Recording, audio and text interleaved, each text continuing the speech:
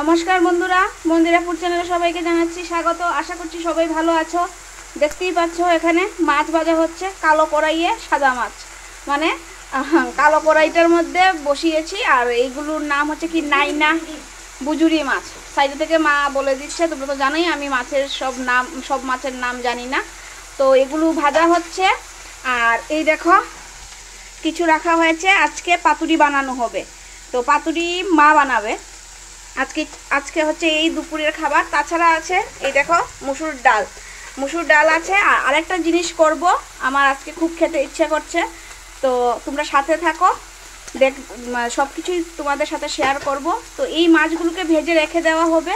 আর কাঁচা যেগুলো মাছ দেখিয়েছি সেগুলো দিয়ে পাতুরি করা হবে। তো পাতুরিটা মা কিভাবে করবে সেটাও শেয়ার করব। আর আরেকটা কি বানাবো সেটাও আমি তোমাদের সাথে শেয়ার করব। তো দেখো বন্ধুরা, মা কড়াইটা বসিয়ে দিয়েছে পাতুরি করার জন্য। তো চলো পাতুরিটা কিভাবে করবে সেটা দেখে নিই। কারণ আমি তো আগেই বলেছি যে আমি পাতুরিটা করতে জানি, মানে পারি না। তো আজকে মার কাছ থেকে শিখে নেব। এই যে কাঁচা মাছ নিয়েছে, এখন বলো কি কি করবে। তো পরিমাণ মতো নুন দিয়ে দিলাম, তারপরে দিয়ে দেব হলুদ গুঁড়া, বেশি দেব না। একটু লঙ্কা গুঁড়ো একটু বেশিই দেব, কারণ পাতুরিটা একটু জাল জাল করে, মুসুরি ডাল যেহেতু আছে একটু জাল ঝাল করে করব।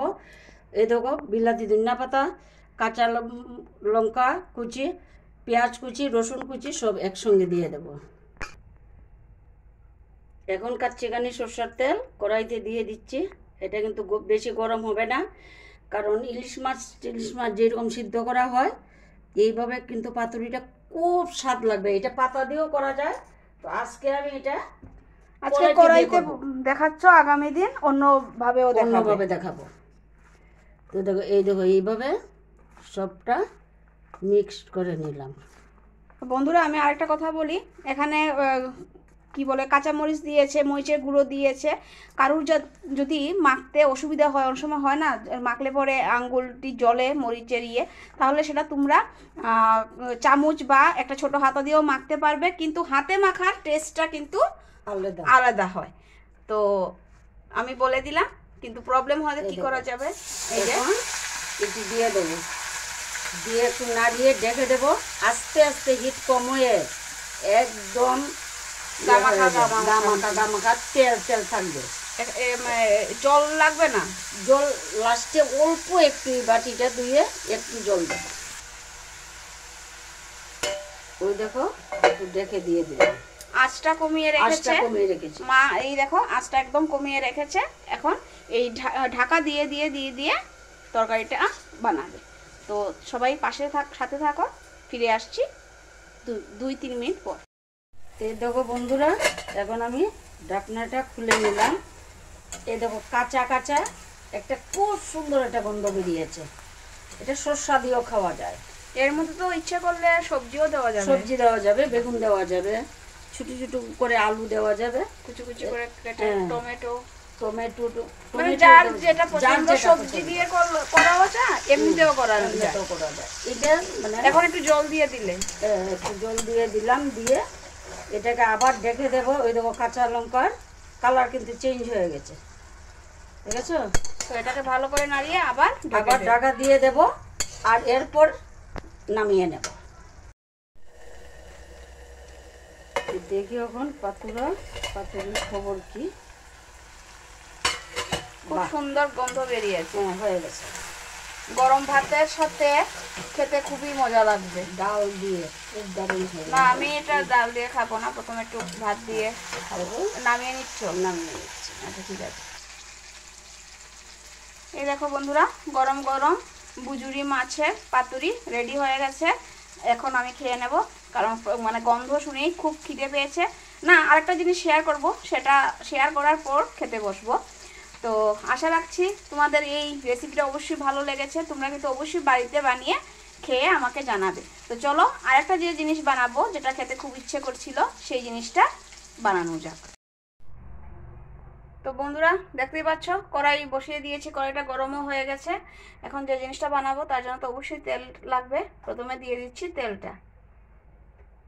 আগের থেকে বলছি না কি বানাবো, তোমরা দেখলেই বুঝতে পারবে। আর দেখার পর আমি গ্যারান্টি দিয়ে বলছি সবারই ইচ্ছে হবে, ইস আমিও মানে তোমাদেরও খেতে ইচ্ছে হবে। প্রথমেই দিয়ে দিচ্ছে পেঁয়াজ, কাঁচামরিচ আর রসুন কুচি, সবগুলো একসাথে দিয়ে একটু নাড়িয়ে নিচ্ছে।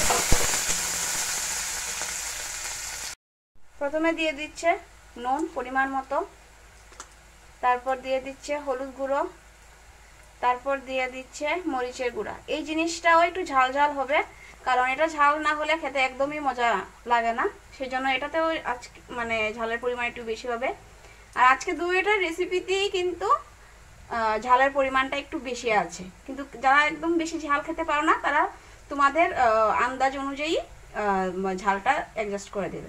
এখন দিয়ে দিয়েছে চন্দনা শুটকির একটা টুকরো, আর দিয়ে দিচ্ছে বাসমতি। এখন তো নিশ্চয়ই তোমরা বুঝতে পারছো যে কি বানানো হচ্ছে, বাসমতি আর চন্দনা শুটকি দিয়ে চাটনি। আমার খুব খেতে ইচ্ছে করছিল, তো মা বলছে ঠিক আছে আমি বানিয়ে দিচ্ছি। তো মা বানাচ্ছে আর আমি ক্যামেরার ওপাশে দাঁড়িয়ে বলছি। তো শুটকি পেঁয়াজ সবগুলো ভাজা হয়ে গেছে, এখন দিয়ে দিচ্ছে বেগুন। টমেটো ছিল না, তো সেই জন্য মা বললো যে ঠিক আছে আজকে যেহেতু টমেটোটা নেই তো আমি তোকে বেগুন দিয়ে বানিয়ে দিচ্ছি। তো বেগুনটা দিয়ে দিয়েছে, দিয়ে ভালো করে একটু নাড়িয়ে নিচ্ছে। এখন সামান্য একটু জল দিবে, কারণ এমনিতে বেশি জল লাগবে না, কারণ বেগুন তো তাড়াতাড়ি নরম হয়ে যায়। তো সামান্য জল দিয়ে দিল, এখন ঢেকে দেবে। এই দেখো বন্ধুরা তরকারিটা হয়ে গেছে, আর উপর থেকে মা একটু ধনিয়া পাতা ছড়িয়ে দিয়েছে, সেটা হয়তো বা তোমাদের দেখানো হয়নি।